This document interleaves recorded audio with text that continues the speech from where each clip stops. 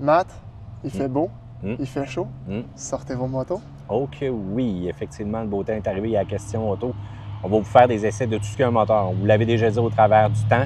Mais devinez quoi? Cette année, on s'attaque fort aux motos et on commence avec la Can-Am Origine. Can-Am qui, en passant, effectue un retour. James, là, tu n'étais probablement pas né en 73, mais il faut dire que c'est cette année-là qu'ils sont nés, en pleine émergence du motocross. Le développement se faisait à Valcourt. D'un côté de la grange, c'était comme séparé en deux. D'un côté, il y avait la production, l'autre côté, il y avait le design. Et aujourd'hui, ben, on a fait un retour en force, mais attention, en version électrifiée. Et est-ce que c'est comme les voitures, James? Oui, c'est-à-dire que c'est un petit peu stressant en termes d'autonomie. Puis, on va se le dire, l'origine, c'est pas ça avec l'autonomie la plus élevée non plus. Non, effectivement. Voilà. Donc, on va se le dire tout de suite en rafale, 47 chevaux, c'est 53 livres-pieds de couple, l'autonomie 145 km. Il y avait quand même des voitures qui avaient moins d'autonomie que ça, des voitures électriques en passant. Il y a 15 ans de maths. C'est pas grave. Ouais. Du côté des batteries, 8,9 kWh refroidi au liquide. On parle d'une garantie de 5 ans ou 50 000 km sur la batterie. On parle de 412 livres pour celle-ci. Et attention, la vitesse maximale, 129 km/h. Vous avez deviné que ce n'est pas une bombe de vitesse. Et ce qui fait probablement le plus mal, c'est le prix de départ à 18 995. C'est comme les voitures électriques. Devinez quoi? Ça coûtait beaucoup plus cher en partant. C'est la même affaire dans les motos présentement. Le développement de cette technologie-là au polaire. Hein? Mais soyons honnêtes, là, encore une fois, c'est une question de besoin. C'est-à-dire que c'est pas une moto que tu vas prendre pour faire des grosses rides avec tes chums, une journée de temps, une fin de semaine de temps, parce qu'ils vont taillir à arrêter tout le temps à recharger ta moto. Ouais, tu peux pas siphonner de l'énergie, hein, je pense. Non, non, non, non, c'est bien tough. Mais autrement, écoute, pour une moto que tu vas juste sortir dans ton coin de pays, au chalet par exemple, peu importe, tu vas faire un petit peu d'hors-route, un petit peu de route de terre. Écoute, Matt, c'est super plaisant. Mais là, attention, c'est une moto qui fait pas de bruit non plus. Non. Donc, il ne faut pas s'attendre à avoir des gros rêves de malades, puis tout le monde t'entend dans le quartier. Bonne nouvelle pour les voisins, sur la route, peut-être un petit peu moins. Oui, effectivement, les automobilistes ils ont tendance à déjà pas être attentifs avec une moto régulière. Donc, une moto qui n'émane pas de bruit, devinez quoi, c'est encore pire. Donc, ayez les yeux tout le tour de la tête. Mais, tu sais, James, quand tu regardes ça quand même, motorisation électrique, c'est relativement fiable. Zéro entretien. Le carter de la chaîne en arrière, ça baigne dans l'huile, tout ça. Zéro entretien encore une fois.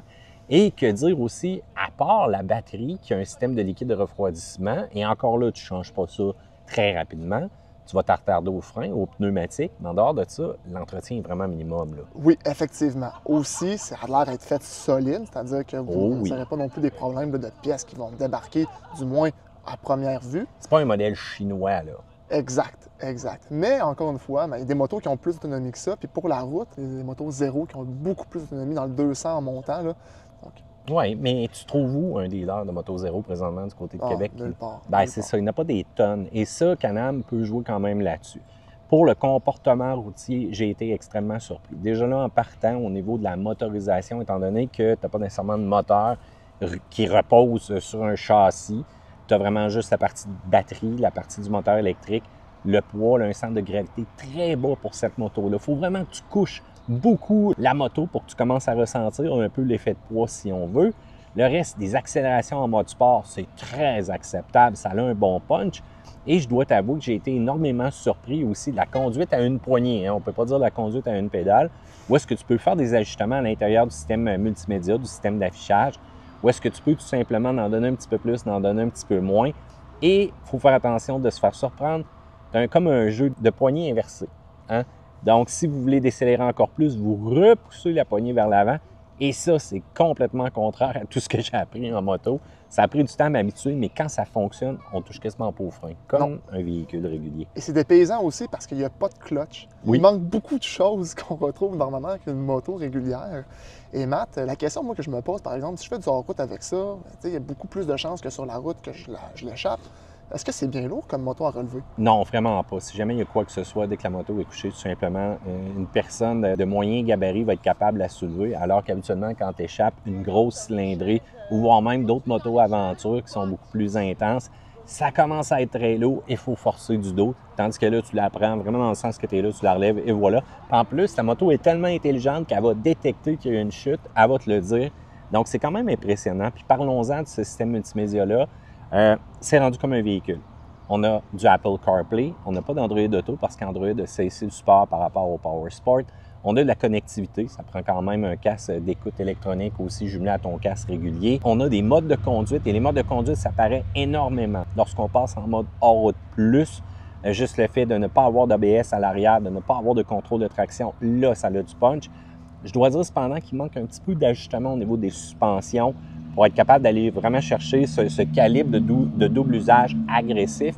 Mais je comprends ce qu'on a voulu faire. On a voulu s'attaquer aux gens qui veulent être quand même innovateurs en allant chercher ces motos-là, qui ont vraiment un désir d'électrique, un peu comme quand on a lancé les Tesla et Rivian de ce monde. Et c'est quand même assez niché, mais le comportement routier entre la route et le hors-route est quand même extrêmement bien balancé.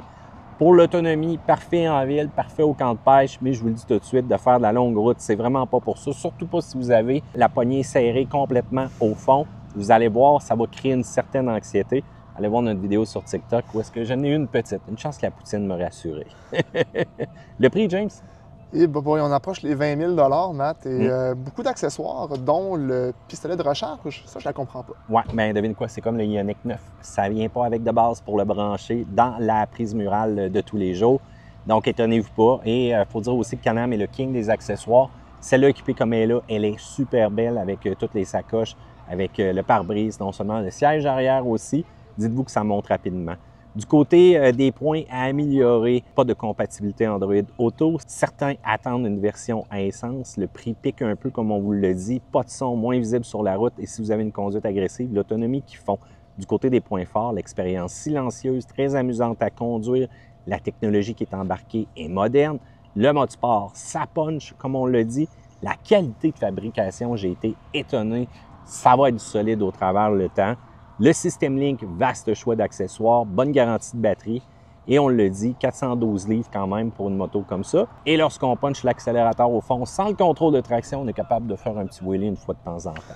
Si vous aimez beaucoup plus la routière, il existe la Pulse, plus rapide, plus d'autonomie. On parle de 160 pour celle-ci.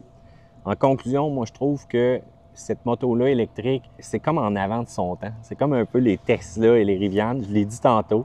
Mais ça ne conquérira pas tout le monde, ça c'est sûr à 100%. Mais l'essayer pour avoir du fun comme aujourd'hui, je suis bien content et je suis capable de trouver quelques très bons points positifs pour celle-ci.